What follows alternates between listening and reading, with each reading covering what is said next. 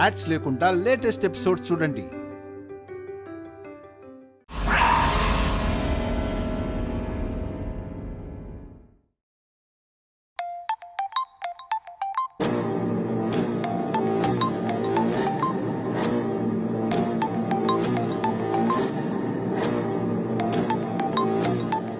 Lawyer గారి చిన్నపిల్లం phone చేస్తుంది నాన్న.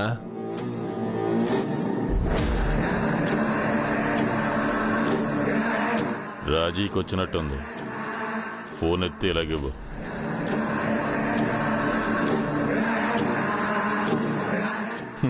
ఏంటి రాంగ్ నెంబర్ కాల్ చేసినట్టున్నావు? లేదు దేవుడయ్య గారు, మీకే కాల్ చేశాను.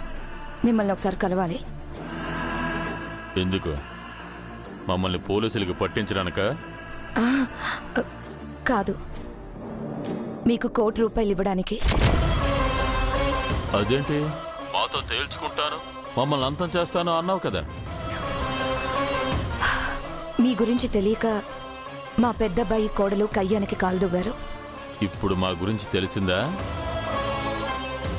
అందుకే డబ్బులు ఇచ్చి సెటిల్మెంట్ చేసుకుందాం అనుకుంటున్నాం. ఎక్కడికి రావాలో చెప్పండి. ఇదో కొత్త డ్రామా కదా. చూడండి, మా అబ్బాయి ప్రాణాల కంటే మాకు డబ్బులు ఎక్కువ కాదు. ఇందులో ఎలాంటి డబుల్ గేమ్ లేదు. పైగా మా పెద్దబ్బాయి కోడలికి తెలియకుండా మీకు డబ్బులు ఇవ్వాలనుకుంటున్నాం. అడ్రస్ చెప్పండి, డబ్బుతో వస్తాను. సరే.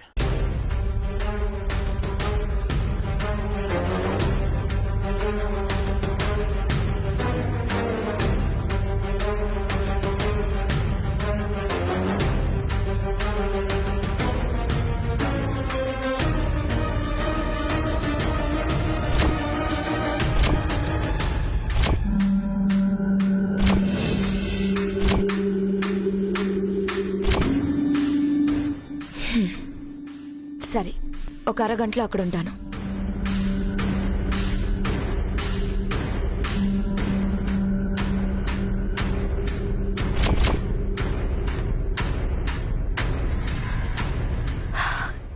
ఏడుకొండలన్నయ్య, ఏడుకొండలన్నయ్య. ఆయనెందుకు? ఇంత డబ్బుతో ఒంటరిగా ఎలా వెళ్ళను? నిన్ను తీసుకెళ్ళి వాళ్ల ముందు నువ్వు తలదించుకునేలా చేయలేను. అందుకే అన్నయ్యని తోడుగా తీసుకెళ్తాను. సరే, జాగ్రత్త.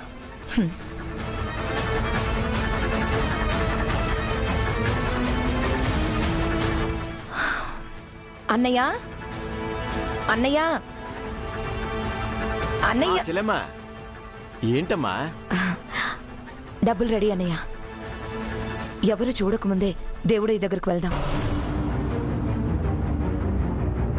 ఇందులో ₹1,00,00,000 ఉన్నాయమ్మా. నా జీవితంలో అంత డబ్బు ఎప్పుడు చూడలేదు. ఒకసారి ఇవ్వమ్మా.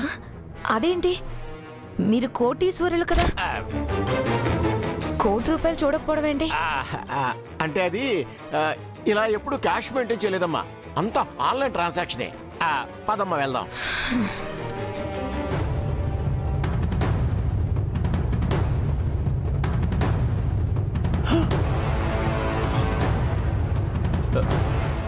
వెంటనే ఈ విషయం దివ్యమ్మకి చెప్పాలి. అమ్మా, నిన్నేం జరిగిందో తెలుసా? ఆ ఏడుకొండల మామయ్య వాళ్ళు నైట్ మన గదిలోకి ఎలకల్ని పంపించి మన స్టాక్ నంతా పాడు చేయాలనుకున్నారు. కానీ దివ్య గారు తెలివిగా వాళ్ల ప్లాన్ వాళ్ళకే తిప్పికొట్టారు. అసలేం చేసిందో తెలుసా? ఎలకల్ని పట్టి వాళ్ల గదిలోకే పంపించింది. అప్పుడు వాళ్ళ ఫేస్ చూడాలి.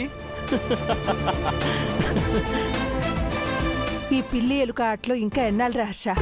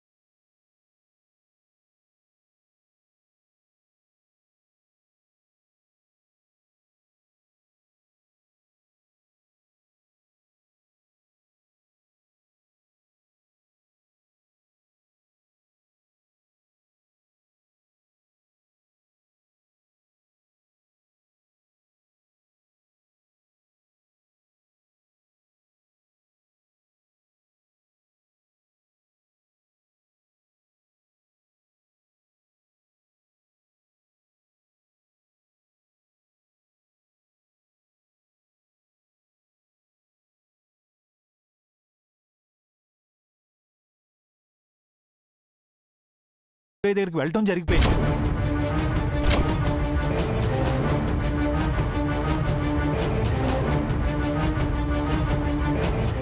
ఆల్రెడీ వెళ్ళిపోయారా? వాళ్ళు వెళ్ళే చోటు నాకు తెలుసు దివ్యమా. ఫోన్లో అడ్రస్ చెప్తుంటే విన్నాను. మనం వెంటనే వెళ్తే వాళ్ళని ఆపొచ్చు.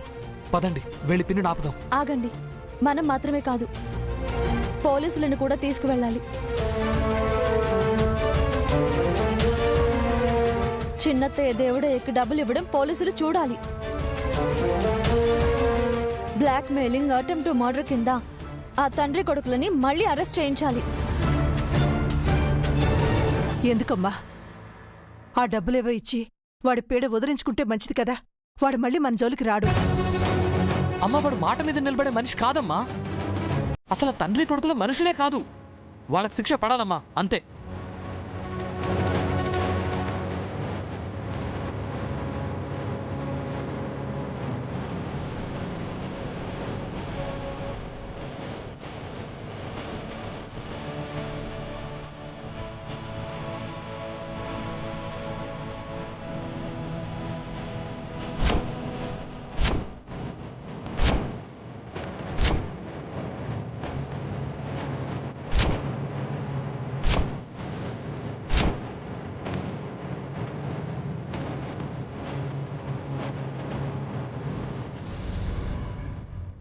పదండి, సరే పదండి. వెళ్ళొస్తాం. జాగ్రత్త అమ్మా.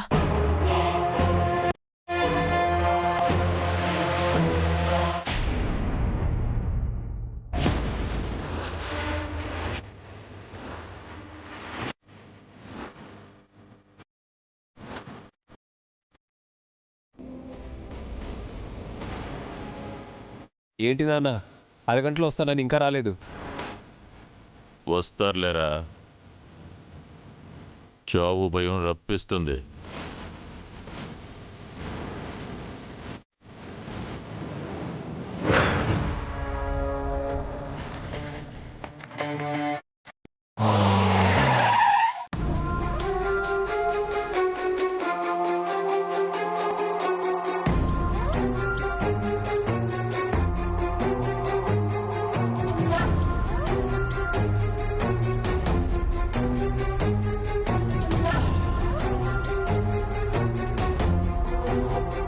ఈలేనా చెల్లెమ్మా?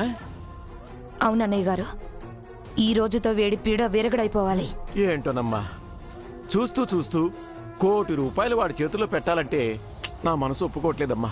నాకొస్తున్న కోపానికి ఆ దేవుడయ్యను వాడి కొడుకుని కసి తీరా చంపాలనుంది అన్నయ్య గారు. కానీ ఒక లాయర్ భార్యగా, దీపుకి తల్లిగా తప్పక కాంప్రమైజ్ అవుతున్నాను. అవును చెల్లెమ్మా, ఈ పాపిష్టి డబ్బుల కన్నా అల్లుడు గారి ప్రాణాలే ముఖ్యం. పదమ్మా, లోపలికెళ్దాం.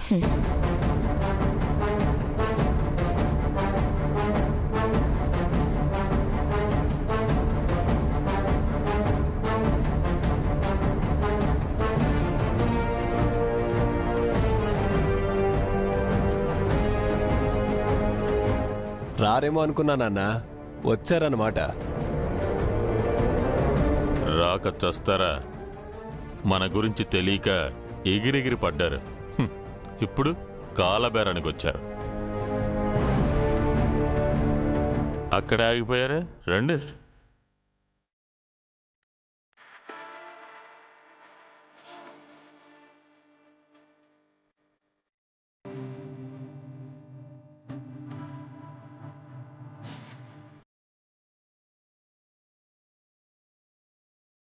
మీరు అడిగిన డబ్బు తీసుకొని ఇక మా ఫ్యామిలీ జోలికి రాకండి.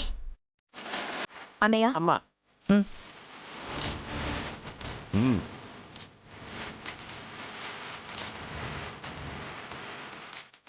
ఇదిగో మీరు అడిగిన డబ్బు.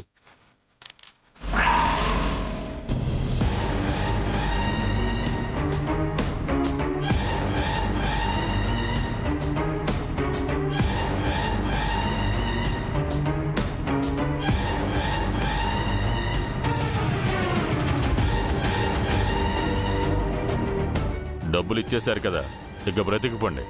మళ్ళీ మాట తప్పరుగా. మేము అలా కనిపిస్తున్నావా? మేము హ్యాపీ, మీరు కూడా హ్యాపీగా వెళ్ళండి.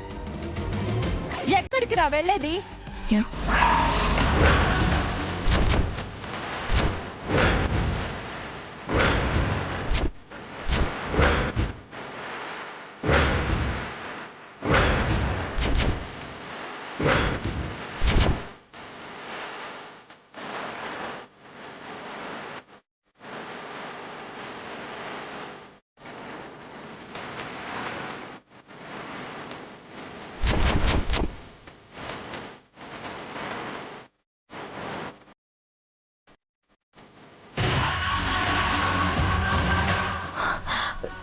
మీరు ఇక్కడికి ఎలా వచ్చారు?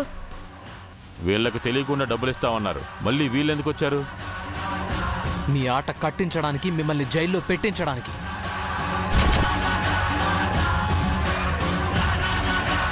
ఏంటమ్మా ఇది? డబ్బులకే మాడను అన్నావు, వీళ్ళేమో జైలు అంటున్నారు. వీళ్ళు ఇక్కడికి ఎలా వచ్చారో నిజంగా నాకు తెలియదు దేవుడయ్య గారు, నన్ను నమ్మండి.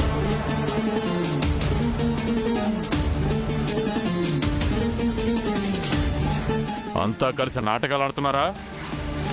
ప్రాణాల మీద ఆశ ఉండే వచ్చారా ఇక్కడికి? ఒరే సురేష్, ఏసేరావన్నీ.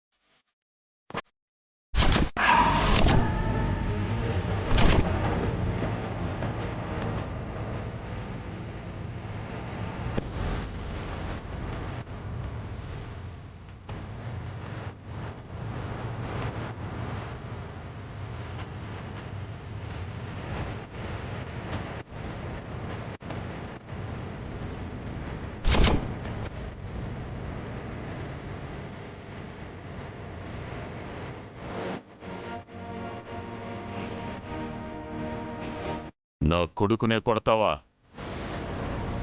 రాయ్, చూస్తారేంట్రా? ఏసేంట్రా వాళ్ళని?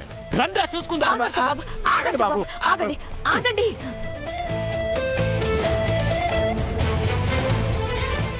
హర్ష బాబు, దివ్య అసలేం చేస్తున్నారు? వీళ్ళతో మనకెందుకు? సారీ అత్తయ్య, ఇలాంటి వాళ్ళ ముందు మీరు తల వంచకూడదు.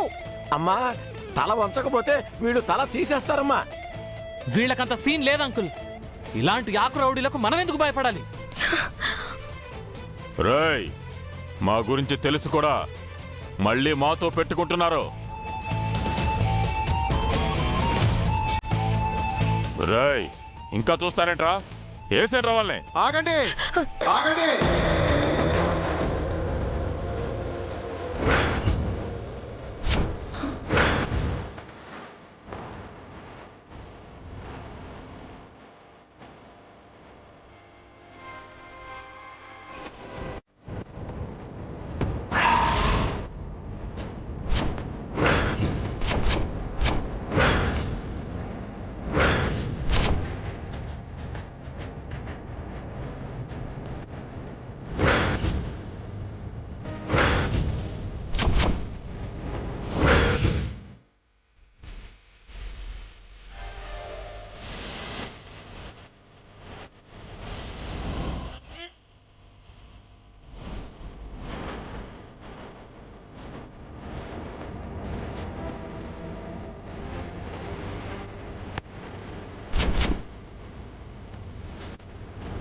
పదండి సార్.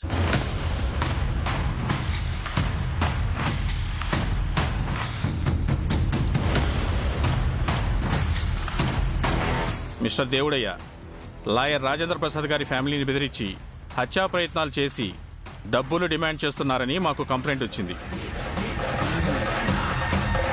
మిమ్మల్ని మీ అబ్బాయిని అరెస్ట్ చేస్తున్నాం.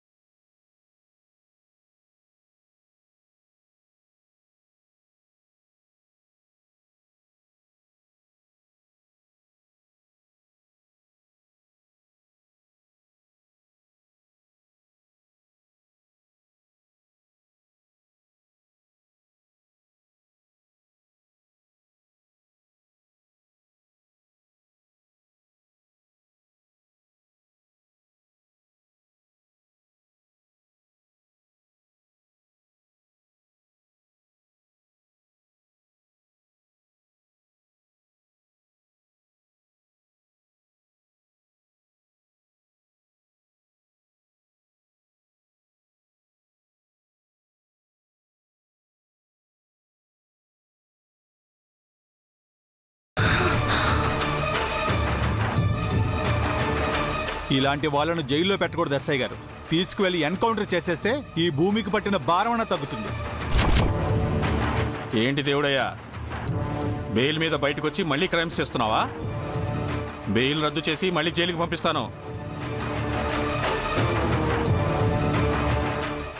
అయ్యయ్యో లేదసయ్య గారు, దేవుడయ్య సురేష్లు మమ్మల్ని ఎలాంటి బ్లాక్మెయిల్ చేయలేదు.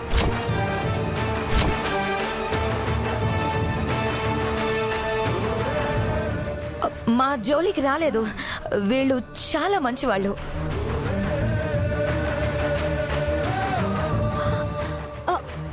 అత్తయ్య ఏంటి ఇలా చెప్తున్నారు? పిన్ని, వీళ్ళకి భయపడకండి. కరెక్ట్గా దొరికారు. వీళ్ళని ఇప్పుడే జైలుకు పంపిస్తే మళ్ళీ తిరిగి రారు. నువ్వు మాట్లాడక హర్ష బాబు. అదే, దివ్య నువ్వు మాట్లాడకు. ఇద్దరు సైలెంట్ గా ఉండండి.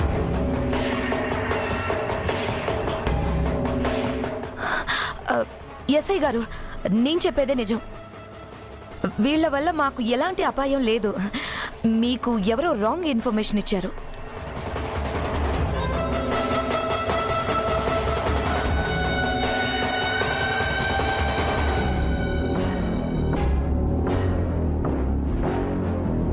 మరి ఆ బాక్స్లో డబ్బులేంటి?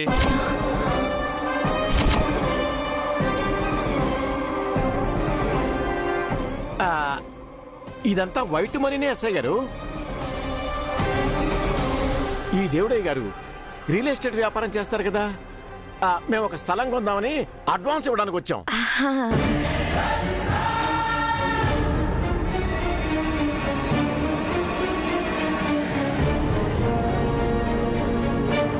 ఆహా, మరి వీళ్ళంతా ఎవరు?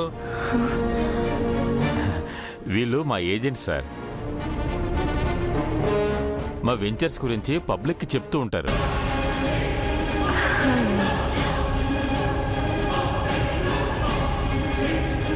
ఏంటి మేడం ఇది? మీరు ఒకలా చెప్పారు, వాళ్ళు ఇంకోలా చెప్తున్నారు. ఎవరిని నమ్మాలి? అది కాదు దివ్య ఆగు, నేను చెప్తాను. ఎస్ఐ గారు, నేను లాయర్ రాజేంద్ర ప్రసాద్ గారి వైఫ్ని. నేను చెప్పిందే నిజం.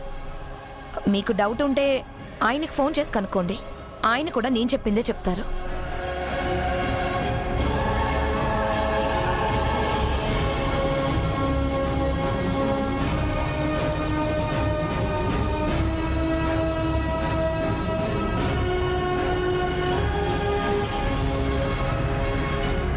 అవసరం లేదు మేడం. సార్ మీద మాకు నమ్మకం ఉంది.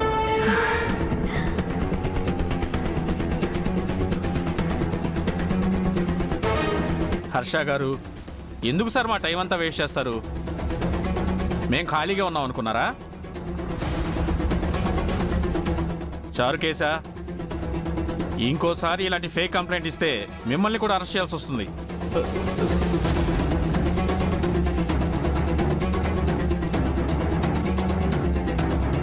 సారీ దేవుడయ్య గారు, చిన్న మిస్అండర్స్టాండింగ్ జరిగింది. Constables move. అయ్యో,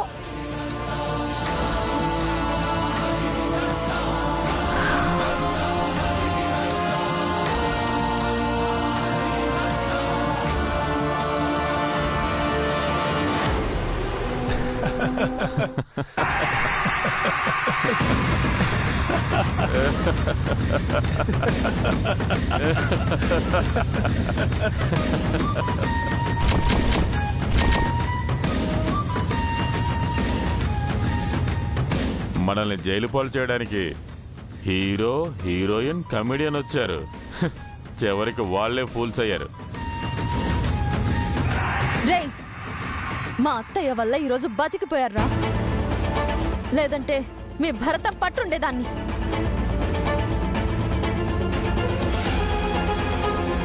చాలా పెద్ద తప్పు చేసావు పిన్ని. లేదంటే ఈ పాటికి వెధవలు అరెస్ట్ అయి ఉండేవాళ్ళు. ఆ తర్వాత మళ్ళీ బెయిల్ మీద బయటకొచ్చి మన ఇంటి మీద పడేవారు. అవసరమైదంతా